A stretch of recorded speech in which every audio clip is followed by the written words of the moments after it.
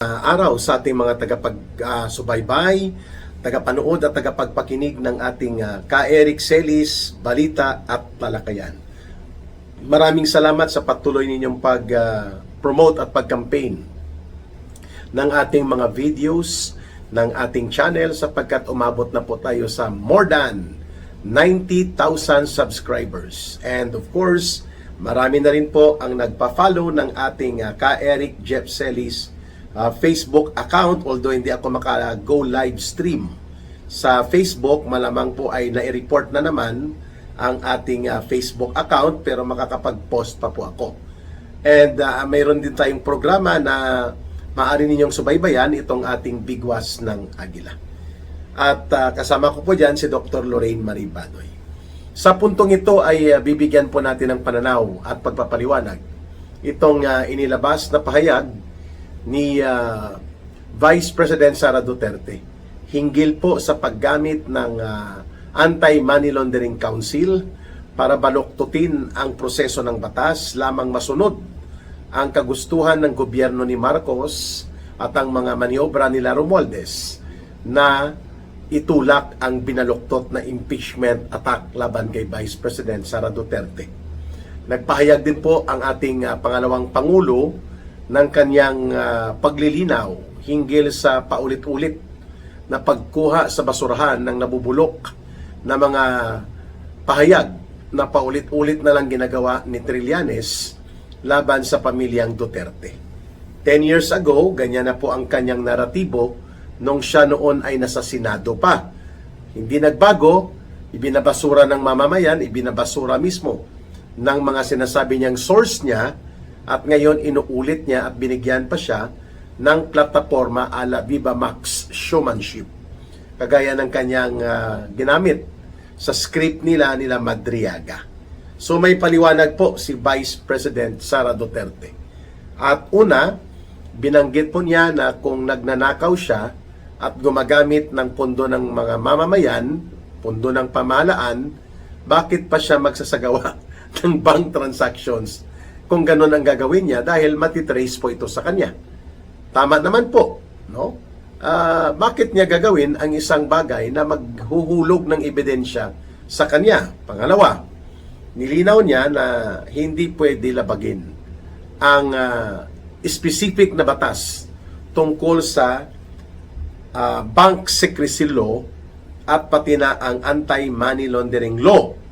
Kailangan po may court order at mayroon lamang mga ilang mga pagkakataon na pahihintulutan ng korte o pahihintulutan sa batas na walang court order kung talagang makikita ang malakas na possibility or yung strong probable cause to believe na may mga illegal transactions. So, limited lang po yan. Hindi pwede basta-basta yan gawin ng Anti-Money Laundering Council. In short, yung ginawa ng Anti-Money Laundering Council po, mga kababayan, pagpapakita ng abuso sa kapangyarihan at kawalang paggalang sa mga batas, including ang saligang batas.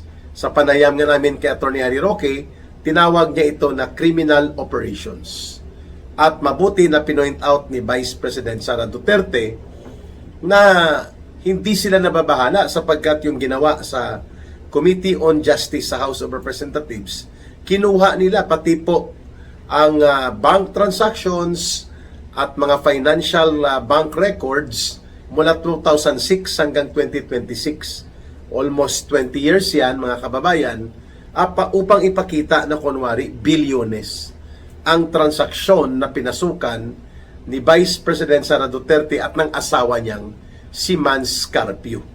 Subalit, malinaw naman po na yan ay pandaraya. They're coming straight in. Trust me. I've got nothing. I am the Right then back!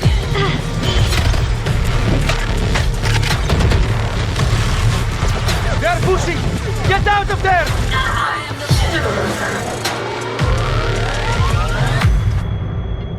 Cover! I am the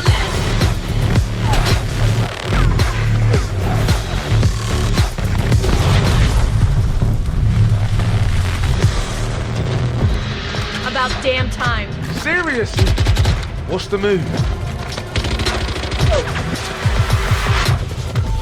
We kill them all. You wanna fight and we having a fight. Go. I'm with this stuff, but you know I survive.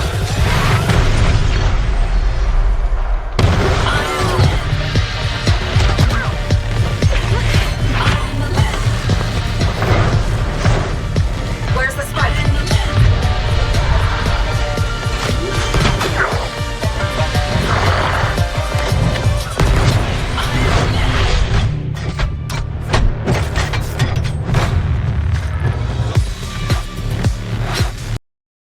Hindi lamang illegal, labag sa batas, sa Bank Secrecy Law, sa Anti-Money Laundering Act, at pati na rin po, mga kababayan, sa pandaraya sapagkat hindi nangangahulugan na ang isang mahabang transaksyon ng deposits, withdrawal, at ano pa man na mga pagkakaroon ng financial transactions ay nangangahulugan na nagnakaw ang isang tao unless the correlation of established belief for a probability of a cause na may nangyaring ganon ay mayroong kaakibat po na magkakadugtong na pangyayari o magkakadugtong na mga sirkumstansya, which klarong-klaro naman po, mga kababayan, na hindi sakop ng impeachment complaint ang taon 2006 hanggang 2022 sa unang bahagi, sapagkat hindi pa po impeachable official si Vice President Sara Duterte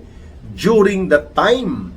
So paano mo gagamitin ang kanyang mga personal na mga kalagayan hinggil sa kanyang mga bank transactions kung hindi yon sakop ng panahon na siya ay nanunungkulan na bilang Vice President? Tama naman ang pagpapaliwanag ni Vice President Sara Duterte, kaya malinaw na pang-aabuso.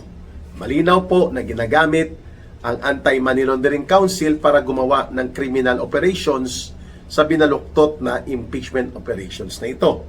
Subalit, may pananagutan sila dyan, kung hindi man sa ngayon, dahil po, alam natin, kontrolado pa ni Bongbong Marcos Jr.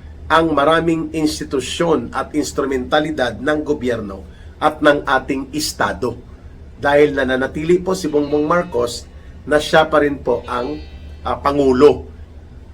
Pangatlong punto ni Vice President Sara Duterte, sabi niya, hindi sila nababahala sapagkat ang anumang gimmick at mga palusot at pambabaluktot sa impeachment process na ginagawa sa level ng House of Representatives, hindi po yon makakapag-epekto na matatanggal nila si Vice President Sara Duterte sapagkat sa Kongreso, ang Senado lamang ang mayroong exclusive authority and duty as defined by the 1987 Constitution na ang pag-prosecute, pag-trial at pagbubuo ng kaso doon kapag naiakyat na from the House of Representatives sa Senado po yan. Being convened o binuo ang kapulungan ng Senado bilang impeachment court. Doon pa lilitisin si Vice President Sara Duterte at malabo na siya po ay matatanggal sapagkat itong mga criminal at baluktot na operations dito sa Committee on Injustice sa House of Representatives, hindi makakatayo po yun pagdating sa impeachment court sa Senado. Itong Madriaga Bicoy Part 2 na mga kalokohan at mga gawa-gawang kwento, hindi makakalusot po yan pagdating sa cross-examination, interpellation, and test of evidence na gagawin po ng legal defense team ni Vice President Sara Duterte sa Senate Impeachment Court. So malinaw na bulagta ito. Ganon din po ang paggamit ni Trillanes ng kanyang sariling kathang isip na mga figures, allegations laban kay Vice President Sara Duterte. Walang saysay po yon sapagkat ang hahatol at magsasagawa ng kanilang pagbibigay ng desisyon kung guilty or hindi or convicted o hindi si Vice President Sara Duterte, sa Senado lang po yan pwedeng mangyari. Kaya naman po, walang saysay, walang patutunguhan laban kay Vice President Sara Duterte na matatanggal siya sa kanyang pagiging pangalawang Pangulo kahit magtumbling pa si Malitagang Luistro at mga kasabwat nila at magtrampolin pa o kaya mag-alaserko-serkuhan the authority to prosecute, put on trial, and make a decision to convict or to exonerate si Vice President Sara Duterte. That role and authority are only provided for by the Constitution sa Senado.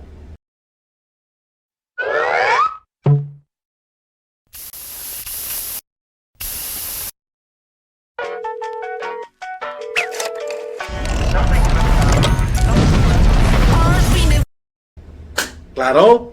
Okay. Ito naman pong kay Trillanes, pinagtawanan lang po ng Vice President sapagkat unang-una, hindi tumutugma sa realidad ang mga pinagsasabi nito. Pangalawa, wala po siyang maipakitang verified bank deposit support upang paniwalaan na siya ay nagkaroon ng actual direct knowledge sa mga personal na mga pangyayari sa buhay ng mga Duterte.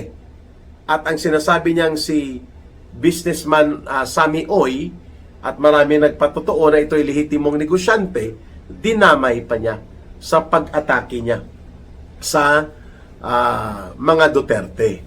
Kaya naman po, nagsalita na si dating Agriculture Secretary at dating Governor sa Cotabato na si Manny Piñol at sinabi niya, kawawa naman itong si Sammy Oy.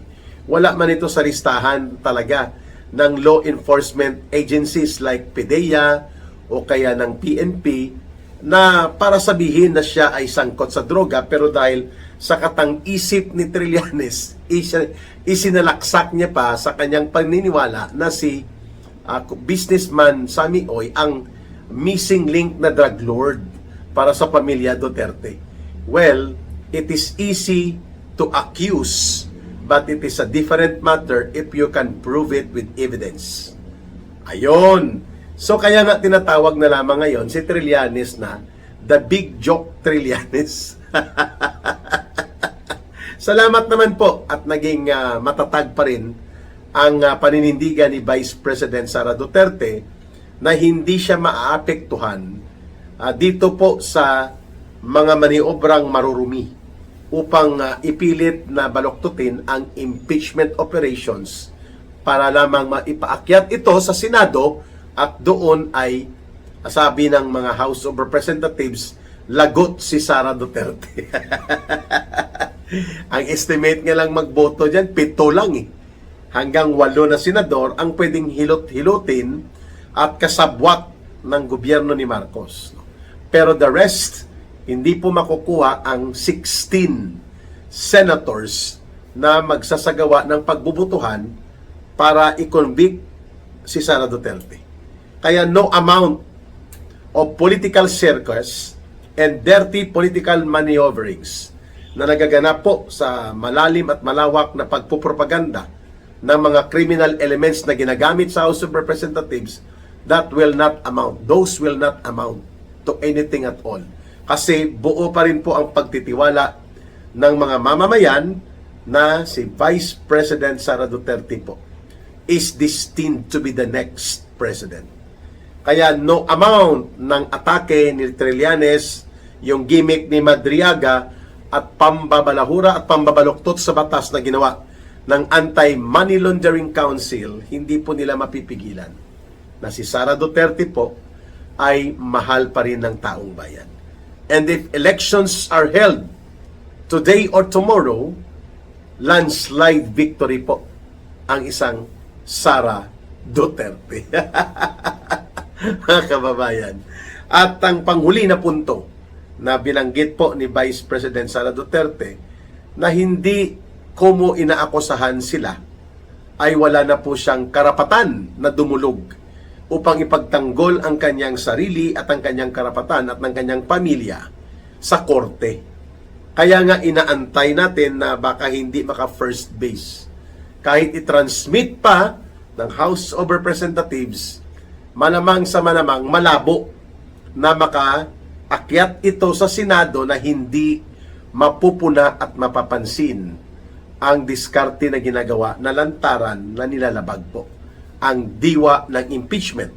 Kaya, who knows, baka mauulit at mukhang doon patungo ang panibagong desisyon ng Korte Suprema na magbabasura muli sa pandaraya, pang-aabuso at mga kawalang paggalang sa batas na uri ng maniobra para sa impeachment laban kay Vice President Sara Duterte.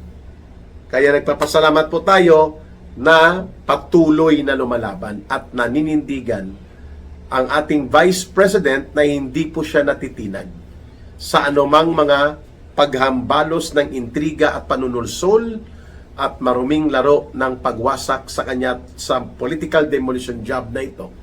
New Vicks Vapor Drops Extra Strong. Coffee ko brown, sarap pampaap. Saktong timpla na may sarap pampaap. Game na! Malakas po ang loob ni Vice President Sara Duterte na ito ay haharapin. At nananatili po sa isipan at sa puso ng sambayanang Pilipino nang siya po ay nag-announce ng kanyang desisyon that she is now ready to become the next president at siya ay naniniwala na sasamahan siya ng mga mamamayan para isulong ang totoong panunumbalik ng tapang at malasakit sa kanyang gobyerno. And we know na inaantay po ito ng maraming sektor ng ating lipunan ang ganitong uri ng paninindigan po na ginagawa ng ating pangalawang Pangulo.